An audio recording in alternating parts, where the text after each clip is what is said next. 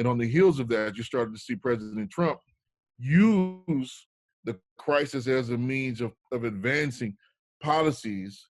right-wing policies, which will put us all in detriment and danger in the future. So all the scrapping of the environmental protections that have gone on in the wake of this, the scrapping of workplace protections,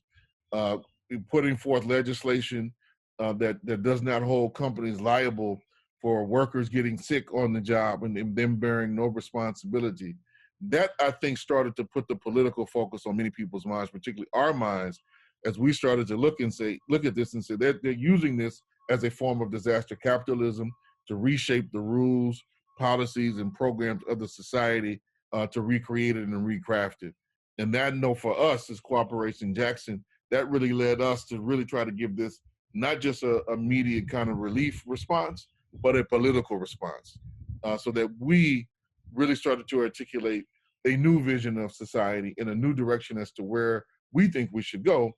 The circumstances mean that we are not going to go back to the old status quo. I think that's effectively been shattered, and some things were in motion that were weakening that even before the crisis got full blown on the economic end. So we're not going back to the old normal, but more importantly, nor should we, because the old normal,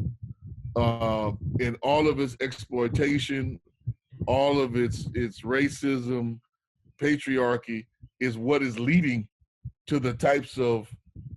calamities that we're seeing and who's being impacted and why.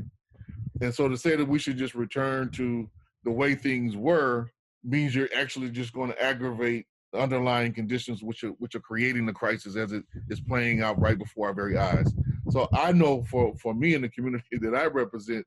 there's no interest, no desire to go back to normal. We're trying to look ahead to the future and what type of changes should be made to make sure that we live